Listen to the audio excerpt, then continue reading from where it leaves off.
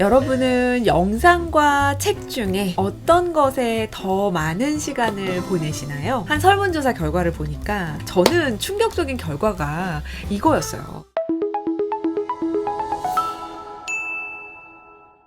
안녕하세요, 여러분. 강지연입니다. 여러분은 영상과 책 중에 어떤 것에 더 많은 시간을 보내시나요? 저는 당연히 영상인데요. 제가 영상을 보는 시간을 생각해 보니까요. 아침에 제가 나갈 준비를 하면서 씻을 때도 보고 준비할 때도 보고 하다 보니까 아침에만 한 2시간 정도는 보게 되는 것 같아요.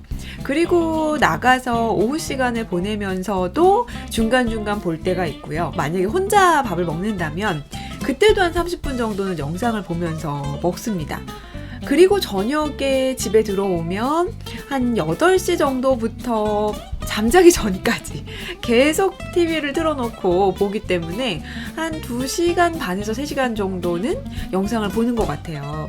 근데 이렇게 영상을 보는 데에 비해서 책은 어느 정도 읽냐? 갑자기 부끄러워지더라고요.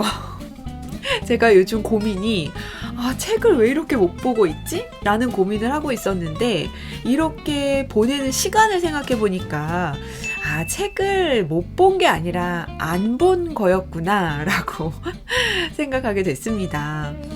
실제로 제가 아침에 일어나서 책을 보는 시간을 갖는데요. 우선 전공과 관련된 책을 한 1시간에서 1시간 반 정도 보고요.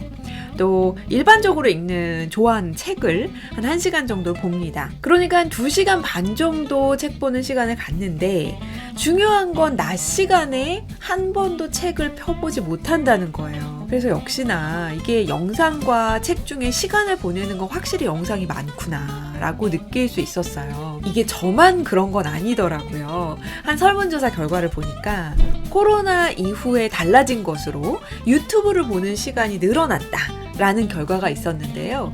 유튜브 시간이 늘었으니까 그만큼 줄어든 시간들이 있겠죠?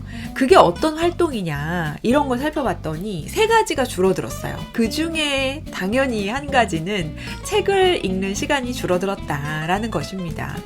아무래도 우리가 영상의 시간을 많이 뺏기다 보니까 저도 마찬가지로 책보다는 영상을 보는 게 훨씬 더 빠르고 익숙한 것 같아요. 그리고 거기에는 아무래도 흥미로운 내용들이 많잖아요. 그러니까 자꾸 영상에 조금 더 시간을 쓰게 되는 것 같고요. 실시간 TV를 보는 시간이 줄어들었다는 거, 이게 가장 많다는 결과가 너무 충격적이었습니다. 왜냐하면 저는 정말 실시간 TV만 보거든요.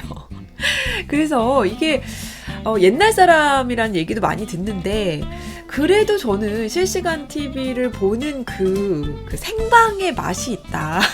본방을 즐겨야 된다. 이런 생각을 여전히 하고 있는 사람이라 뭔가 프로그램을 하면 그 시간을 자꾸 맞추게 되더라고요. 제 스케줄을 억지로라도 맞춰서 그 시간에 그 영상을 보려고 합니다. 근데 이런 것들이 점점 유튜브로 옮겨가고 있다는 걸 느낄 수 있었고요. 또 마지막 한 가지는 PC 사용 시간입니다. 이게 줄어들었대요. 휴대폰으로 우리가 검색할 수 있는 게 되게 많잖아요.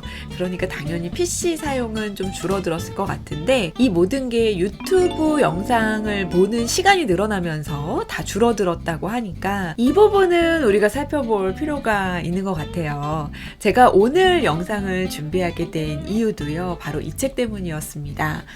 유튜브는 책을 집어삼킬 것인가? 라는 책인데요.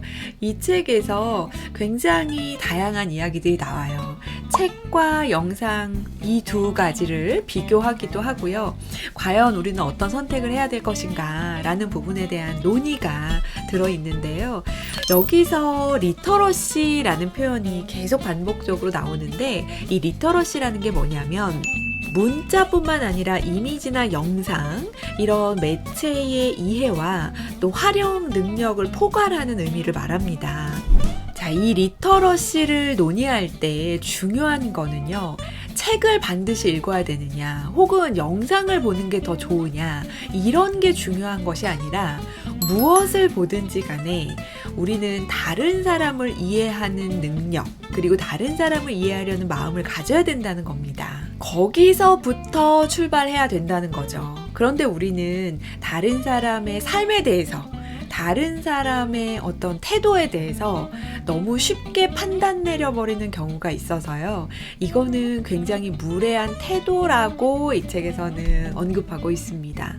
저는 정말 이 부분이 공감이 됐어요. 우리가 어떻게 정보를 얻든 그거는 나만을 위한 정보가 아니라 우리 모두를 위한 정보가 됐으면 좋겠고, 또 그 부분을 통해서 내가 잘난 척하기 위한 도구가 아니라 뭔가 모르는 사람에게 알려주고 또 다른 사람에게 정보를 얻는 그런 방식으로 서로 윈윈할 수 있으면 좋겠다, 이런 생각도 해봤습니다.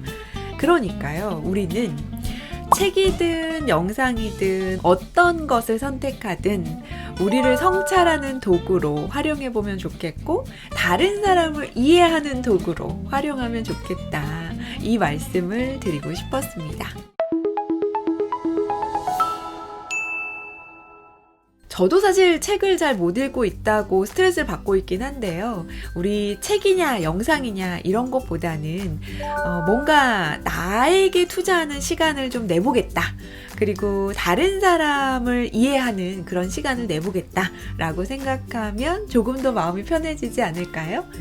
오늘 영상이 도움이 되셨다면 좋아요와 구독 부탁드리고요. 알림 설정 해두시면 편하게 보실 수 있습니다.